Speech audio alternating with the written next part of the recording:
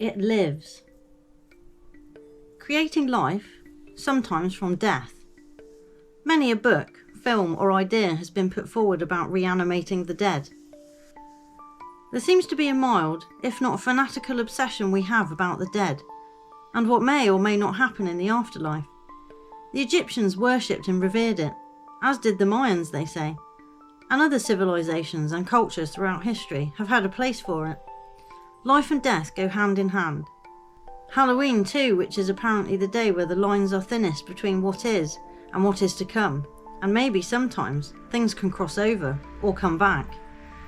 But in many of the themes I will use as examples from films, it isn't always about stopping death or bringing someone back, but about creating something new from something dead. Frankenstein. A tale of longing, madness and revenge. A scientist builds a monster from human scraps and gives it life through the medium of electricity. Note that, it's a running theme you will notice. Weird Science. A great film, where two teenage boys decide to create a woman using computer programming and a plastic Barbie doll. And what should be the catalyst for making it work? A crazy lightning storm just happens to hit the house, and suddenly there is life. Short Circuit. A military robot gets hit by lightning and it creates life in him, developing a personality and learning. Another great film, and although not a human as such, it is still lightning and life, which leads into the next one quite neatly. Transformers. Not the robots themselves, but the focus of the films, the Allspark.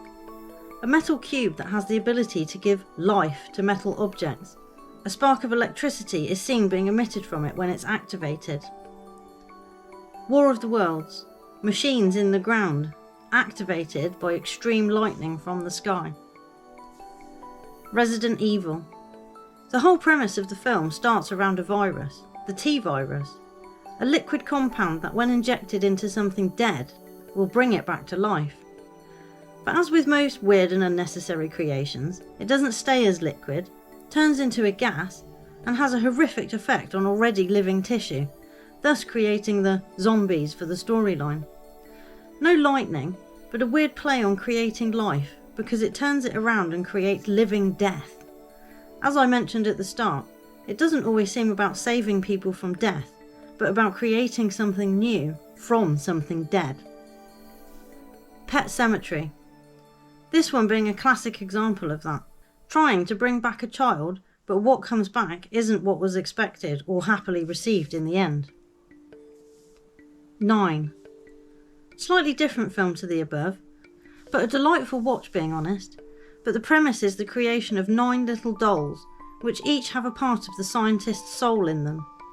He puts his living self into objects and gave them life. It also has hints of a technological revolution and takeover by machine, and is a great story. I enjoyed it very much. But they all have a thread of there being a mechanism, a spark that creates life.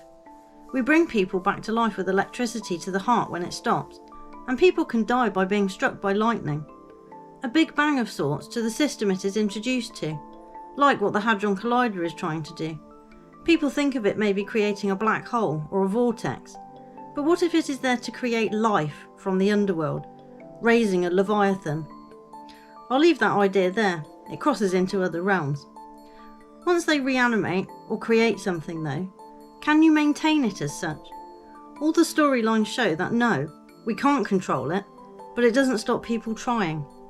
To be the commander of life and death really would set you apart from the average person. But what if you could, instead of creating life from death, that staggered on in a half-life, do the opposite.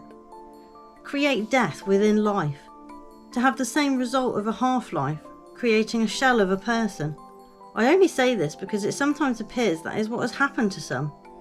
And while in some ways I have speculated on there being another entity here, using our dead as vessels, as said in the film Dark City and in my article Not Like Us, maybe I have missed the obvious. That they may also require the living, even though I should have realised this after writing Vampires But Not As You Know It. But sometimes it takes a little while to link things together. Because although things like this may only be fiction and work their way into storylines and tales, There is no harm in considering that if it was real, and to ask yourself, would they? Could they? Have they?